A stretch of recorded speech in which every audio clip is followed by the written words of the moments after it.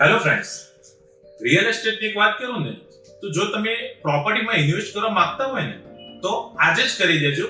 Decision લો છો આજે તો આજે પૂરું કરજો. 2 દિવસ પહેલાની એક વાત કરું તમને, તો મારા એક ફ્રેન્ડ હતા કે 2 દિવસ પહેલા મને મળ્યા કે આજે આપણે પ્રોપર્ટીમાં ઇન્વેસ્ટ કરવું છે, ફ્લેટ લેવો છે. એમને 2020 માં પણ લેવાની ગણતરી હતી.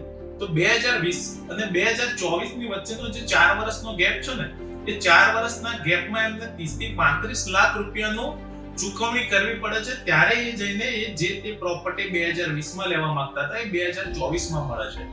તો જે ભાવ વધારો અને જે પ્રોપર્ટી ઇન્વેસ્ટમેન્ટ કરી છે એનું બેનિફિટ જો તમને ડિલે કરશો તો તમારે એ ચૂકવણી તમારા પૈસાથી કરવી પડશે. અને હા, જો જે ડિસિઝન આજે લો છો તો એને આજે લઈને પૂરું કરો. બાકી જો તમે ડિલે કરશો ને તો બહુ મોડું થઈ જશે. હજુ પણ એ ભાવ બહુ વધવાના છે. જો તમારે પ્રોપર્ટી લેવી હોય ને તો વિનાયક પ્રોપર્ટી સાથે જોડાઓ અને તમારે પ્રોપર્ટી અને તમારા ઘરનું ઘર વસાવો. Thank you.